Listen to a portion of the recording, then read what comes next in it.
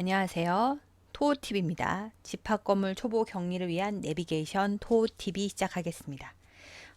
집합건물 XPRP 기능 중 숨겨있는 기능을 제가 좀 찾아왔기에 이 기능을 알려드릴까 합니다. 공동주택에서는 근무했을 때 당시에는 이메일 고지서 보내는 기능이 있는 줄도 몰랐는데 제가 이쪽 집합건물로 오면서 사업체들이 입주를 하고 이렇게 사업체들이 구성된 곳이다 보니 사업체 분들에게 고지서를 이메일로 보내달라라고 요청하시는 경우가 많습니다. 그 관련해서 여러분께 말씀을 드릴게요. 제일 먼저 공동주택 좀 부수적인 설명을 조금만 더 하면 공동주택이야 모두 주거 하시니까 공실 빼고는 고지서를 우편함에 넣어드리면 그걸 바로 수령으로 인식하고 그리고 그 고지서를 경리는 출력을 해서 우편함에 꽂아 넣어드리면 큰 문제 없이 도달했다고 보죠. 공동주택에서는 대부분 주거로 인해서 대부분 집으로 다시 돌아오시기 때문에 문제없이 다 도달을 해요. 근데 집합건물은 그렇지가 않죠. 그리고 약간 여기서 공동주택과 집합건물의 차이를 보면 공동주택에서는 자금이 부족하지 않아서 전기나 수도, 공과금 모두 자동이체를 합니다. 그리고 그 규약에도 자동이체 하도록 되어 있고 그 정함이 있는 단지도 있어요. 근데 집합건물 중 특히 지식산업센터는 물류창고를 이용하는 곳도 있고, 그러니까 그 지하 호실은 거의 물류창고로 쓰시는 분.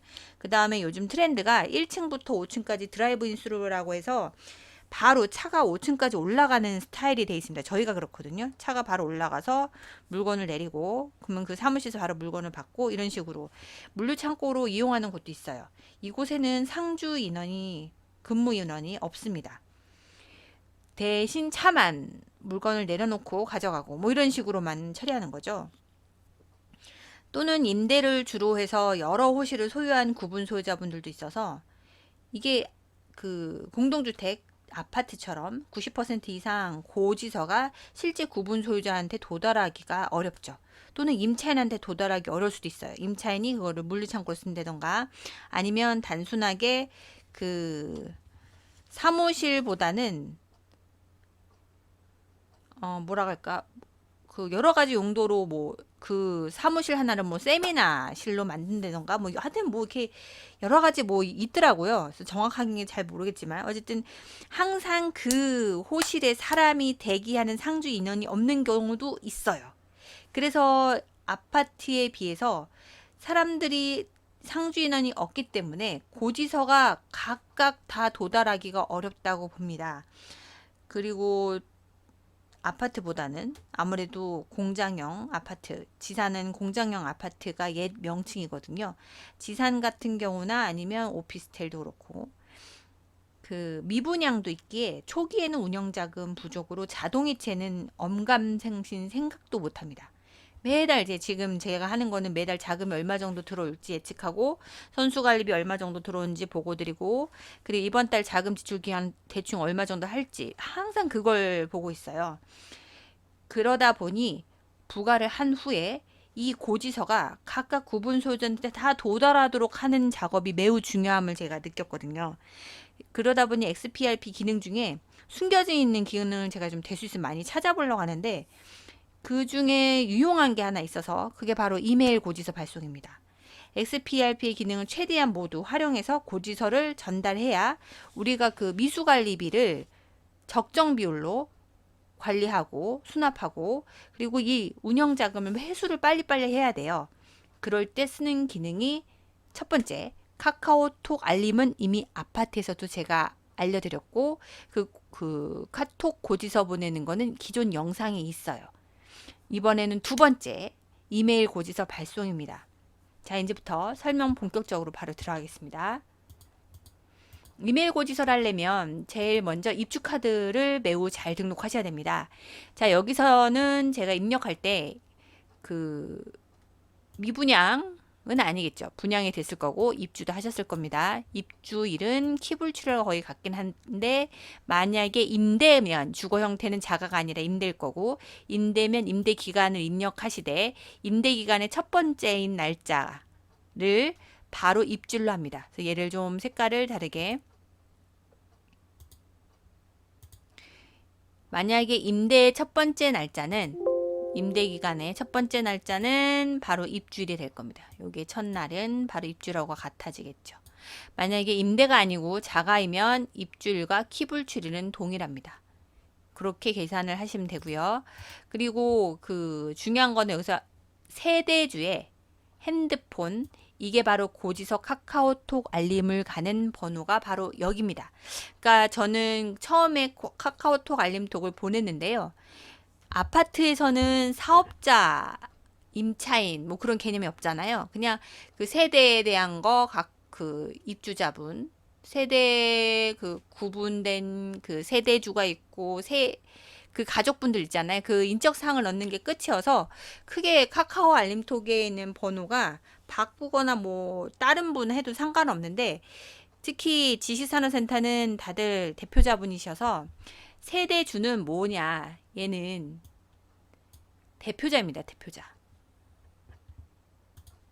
설명을 해드리면 여기는 사업체의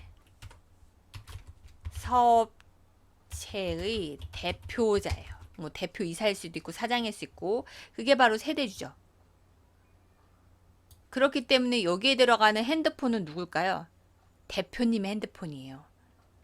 그러면 카카오 알림통을 대표님 핸드폰으로 간다면 요거 조금 곤란해지겠죠.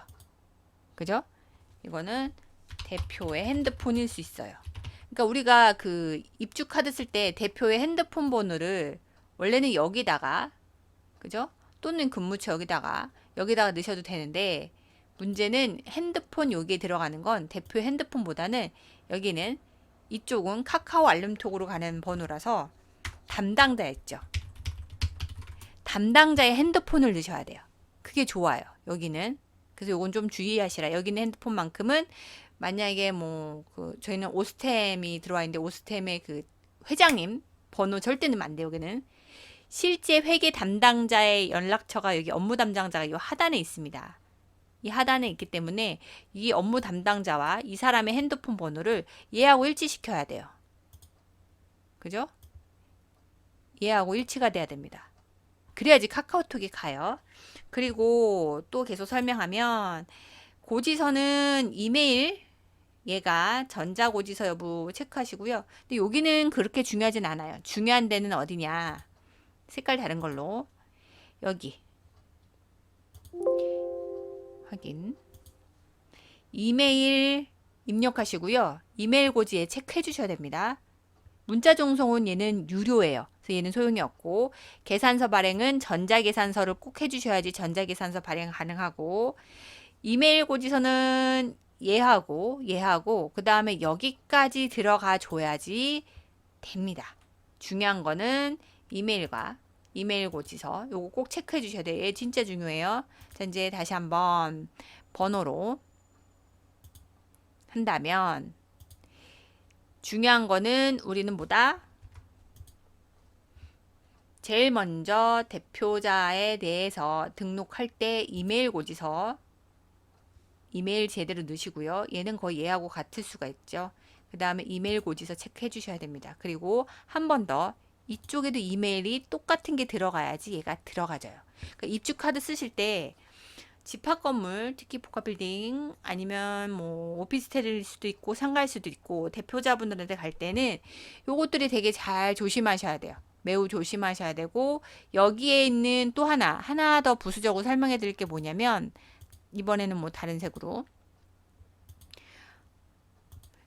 여기에 있는 주소와 여기도 주소 있죠. 그죠?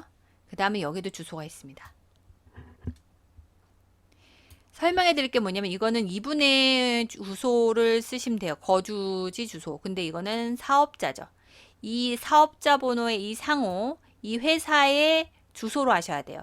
이게 왜 그러냐면, 얘가 데이터가 제대로 돼 있어야, 만약에 구분 소유자들한테 뭐 구분 소유자들의 의결권이나 아니면 관리단 대표 회의 때문에 우편을 보내야 된다. 그러면 사업장 주소로도 보낼 수 있지만 이분 거주지 주소로도 보낼 수 있겠죠. 두 번째, 세금 계산서를 발행할 때 사업자에 대한 세금 계산서를 발행하면 사업장에 사업자 등록증에 들어있는 주소가 필요합니다. 그럴 때는 여기에 있는 자료를 갖고 끌고 와서 세금 계산서 발행을 해야겠죠. 그래서 얘하고 얘는 같은 주소일 수도 있고 다른 주소일 가능성이 매우 높겠죠. 이건 대표자의 실제 거주지, 이건 사업자 번호의 사업장 주소입니다. 그러니까 요것도 입력하실 때 조심하셔야 돼요. 그러니까 집합 건물의 입주 등록 카드는 아파트의 입주자 등록 카드보다는 더 신경을 많이 쓰셔야 돼요. 요거 제가 항상 강조드립니다. 자, 그러면 지우고 입주 카드 잘 쓰셔야 되고요. 그리고 나서 뭐 들어간다? 부가가 마감이 되어 있는 상태, 관리비 부가가 마감된 후에 부가 마감 요거 여기를 딱 끊어서 보면 부가 마감이 되신 후, 그죠? 부가 마감이 등록이 끝나고 난 다음에 이메일 고지서 발송을 할 수 있습니다. 얘로 들어가세요. 그죠? 마감이 된 다음에 갈 수 있지, 이거는 마감이 안 되면 이메일 고지서 발송 자체가 되지 않습니다. 그리고 다음 페이지, 이메일 고지서 발송 들어오면 그 부가된 거 체크하시고요. 그리고 나서 전월 수신은 전월 달에에서 이번 달에도 별 반대로 그 입주자가 변동되지 않았다, 구분 소유자 내용이 변동되지 않았다, 그러면 전월 거 그대로 수신할 수 있습니다. 왜냐하면 전월 달에 있었던 것 중에 이메일을 수기로 치신 것은 그 자료를 얘가 끌고 와줘요. 근데 대체적으로 우리 지사는 그러니까 전입과 전출이 빈번하다. 그럼 요걸 하면 안 되겠죠. 그죠? 이제 그럴 경우에는 다르게 처리하셔야겠는데, 어떻게? 월분 수신을 합니다. 월분 수신하면 검침하고 똑같은 기능으로 이렇게 각 동, 호, 입주자인지 소유자인지, 지금 보이시죠? 입주자도 보이고 소유자도 보이십니다. 이런 식으로 이분들에 대한 세팅이 쭉 불러와져요. 이게 월분 수신은 이번 달 부과했을 때, 분리부과했을 때 입주자 B114호와 B114호가 입주자와 소유자가 분리됐다. 이번 달에는 7월 달에 그렇게 분리가 됐다. 그러면 월분 수신은 이번 달에 고지서가 나가는 사람들에 대해 구분 소유자든 임차인이든 다 그 자료를 수신하는 게 월분 수신입니다. 그러면 이렇게 떠요. 그럼 사업자 번호나 상호 이메일 같은 것이 뜨진 않습니다. 그 다음 단계가 들어가는 게 바로 일괄 등록입니다. 이 일괄 등록이 입주자 카드에 있는 자료가 다운받아지는 버튼입니다. 그리고 나서 그럼 여기가 사업자 번호 상호 이메일 여기 쫙 떠요. 다른 색으로. 이쪽에 자료들이 쫙 줄줄이 뜹니다. 여기 줄줄이 뜨면 우리는 그 다음에 뭐 한다? 여기 전송 체크합니다. 그럼 이거 전체 다 전송 들어가죠? 그리고 나서 이거 저장을 하면 여기 전송 횟수가 숫자가 1로 바뀝니다. 자, 그러면 다시 한번 요약을 하면 제일 먼저 색깔 다른 걸로, 제일 먼저 부가연월 1 요거 월 체크하시고요. 그리고 조회 누릅니다. 그러면 이제 이번에는 아무것도 없으니까, 변동이 없으면 전월 수신하는데 그런 경우 거의 없고 월분 수신합니다. 월분 수신하면 이 화면이 뜨고요. 그리고 나서 일괄 등록하면 입주자 카드 있는 내용이 상호와 이메일이 쫙 뜹니다. 근데 다 뜨지 않고 중간에 안 뜨는 세대가 있어요. 그러면 입주자 란에는 없고, 이런 경우 소유자인 경우 있죠. 소유자는 입주자 란이 아니라 소유자 란에 있는 자료를 끌고 왔는데, 대부분 이 소유자 자료를 끌고 오진 않고 입주자 칸을 얘가 불러오게 돼 있어요.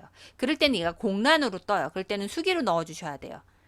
그리고 나서 저장하면 여기 전송 횟수가 바뀌는 거를 볼 수 있습니다. 이해 가셨죠? 그러면 이메일 고지서가 신기하게도 다 갑니다. 다 가요. 그리고 하나 더 말씀드릴 게 있는데, 제가 경험해본 바로는 첫 부갈 때 제가 조금 고생을 하긴 했어요. 그 이유인 즉슨 여기다 이제 주저주저리 한번 써볼게요.